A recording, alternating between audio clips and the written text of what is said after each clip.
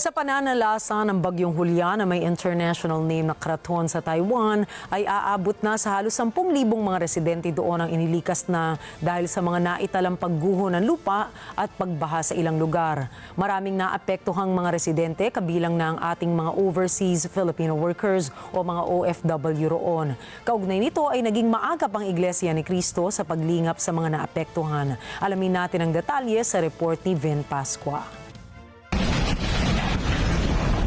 Ang Bagyong Kraton ay nagdala ng malakas na pag-ulan at hangin na mahigit sa 240 kilometers per hour na naging sanhi ng maraming pinsala, pagkaantala ng transportasyon at pagpapatigil ng trabaho at mga klase.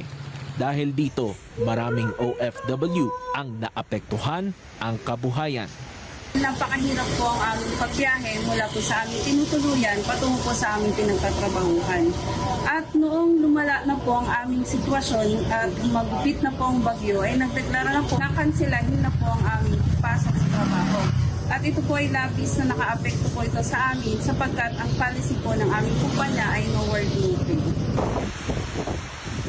Yung mga motor po namin doon sa dorm po namin, na-wash out, tapos wala po kaming kuryente. Nabagsakan po lahat ng puno namin, tapos no work, no pay po kami, 3 araw. Saan po ng aming paglalakbay, biglang lumakas yung hangin at may puno na biglang bumagsak sa harapan ng sinasakyan namin na halos 2 hakbang na lang matatamaan na yung sinasakyan namin. Nagbunga po ito ng takot at pangamba sa amin. Upang makatulong sa mga overseas Filipino workers o OFW, ang Iglesia ni Cristo ay nagsagawa ng malawakang lingap sa mamamayan o Care for Humanity sa 40 na dako sa Taiwan, kung saan libu-libong OFW ang nakatanggap ng mga relief goods mula sa Iglesia ni Cristo. Ang mga relief packages ay naglalaman ng mga basic food items. Malaki ang pasasalamat ng mga kababayan nating nakatanggap ng relief goods. Papasalamat po kami sa iglesia po na silang gantong tulong para sa amin po na nasalat na ng bagyo po. Maraming salamat po. Sobrang laki ng tulong po ng binigay niyo po sa amin ngayon. Parang 1 linggo na po na supply namin yan. Hindi lang 1 linggo.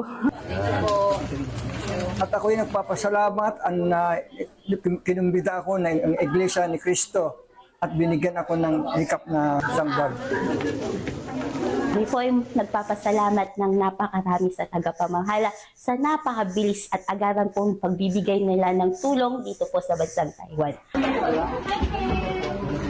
Thank you, Brother Eduardo, for such a lovely present for this period of time. We are having difficulties, and you never neglect us. And we love you so much, Brother Eduardo. Kapatid na Eduardo V. Manalo, maraming salamat po!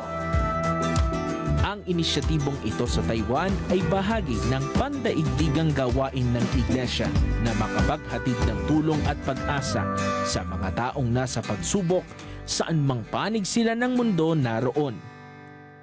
Una po sa ating Panginoon Diyos at sa Kanyang pamamahala ay labis-labis po ang aming pasasalamat dahil po sa ginawang maagap na pagtugon ng pamamahala sa pangangailangan ng aming pong distrito at ng bansang ito. Ang ating pinakamamahal na tagapamahalang pangkalahatan ay laging nakasubaybay sa kalagayan po ng mga kapatid. Saan mang panig ng mundo sila naroroon.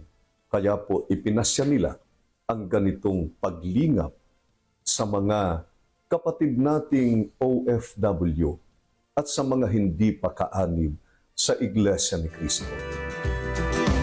Sa ganitong mga gawain, muling nahayag ang dedikasyon ng mga Iglesia ni Cristo sa pagtulong sa kapwa, habang lalong pinalalakas ang mensahe ng pag-ibig at pagkakaisa na itinuturo sa loob ng Iglesia ni Cristo. Vin Pascua para sa mata ng Agila, Matatag, Matapang, Batapat